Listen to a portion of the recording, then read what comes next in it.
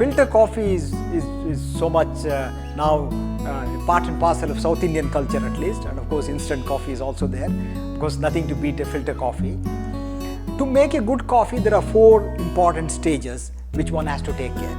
It's the land, blend, roast and grind. All of them are important. Land, because the higher the elevation, the better the aroma. If you see in Chikmagalur, some of the hilly areas, or in the Coorg parts in South India, the hilly regions have got a higher aroma, better content, and of course they also fetch better price. Our own estate in Chikmagalur is slightly at an elevated level, which has got the beans grown there, coffee grown there, appears to have higher aroma. They say they attribute it to the highest iron content, but also the mist and the ecosystem function as also a role in bringing out the best out of a coffee. So in nature there, and in processing also you got to take care of small little things, dot every I, cross every T, in order to extract and get the best out of the coffee.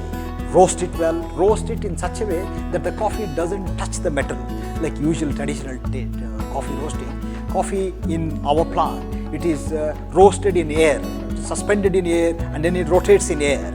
It is called air roasting, and then the hot air blows and it gets roasted, uniformly roasted, and then it's also quenched so that the aroma doesn't escape into the environment, and it is retained, and when you make coffee you get that aroma.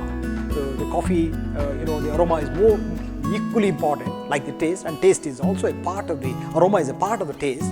So roasting is very important, grinding is also very important, of course blending. There are now almost 30 different types of beans, though there are 2 different coffees called Arabica and Robusta. They in turn the parchment and cherry, and they in turn about 8 types. All together, when you want to make a good blend, you got to pick these blends out of these 30 and then make a blend. And of course also chicory to extent of 15 to 20%. South Indian coffee is typically like that. So all these different varieties, they have different attributes. If you take the bigger pea berry like Mysore Racket Extra Bold is a bigger berry. So depending on the size and shape, the aroma and the phytochemicals can be slightly different. Also their expression while you roast can also be different. And then how you brew, how you filter, how you add hot water, what's the temperature of the hot water, what kind of milk quality. They're small little things. It's like saying that an expert is one who knows more and more about less and less. Small little details do matter in making coffee. At Pristine, when we make this Deccan Gold, it's a journey for us, it is a process for us. Every day, consciously, we have to do this with full awareness, and apart from the machines, it is the human senses. It is your eye, nose, tasting and everything. When you roast, there are of course automatically controlled roasters, but then you need to keep an eye on the color of the roast so that at the right color you stop the roasting and unload it. So these are some of the things, though they do not look very like a rocket science, but they are very, very important stages in bringing out the best coffee. And with all that, of course, you can get a good coffee. Chicory, when added at a small level, not at 47%, 50%. Many big brands in the country add almost half of it is chicory. That cannot be a coffee.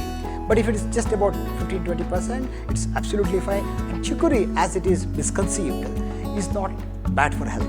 It's not though excess, legally adding excess can be wrong, but from the health point of view, chicory is in fact a nutraceutical product. The fiber, dietary fiber, soluble fiber extracted out of chicory is called inulin, and it is sold at almost 3,000 to 4,000 rupees to medical industry, pharmaceutical industry. So the medicinal product actually comes out of chicory. So chicory is not bad for health, but excess chicory spoils the goodness of coffee. Like the excess sugar spoils the goodness of coffee. So they have to be blended well, like the bean blend, the chicory blend and the milk blend, all of them matter in bringing out the best cup of coffee. And of course, instead of talking more on the coffee, a good coffee cannot be explained, but can only be experienced.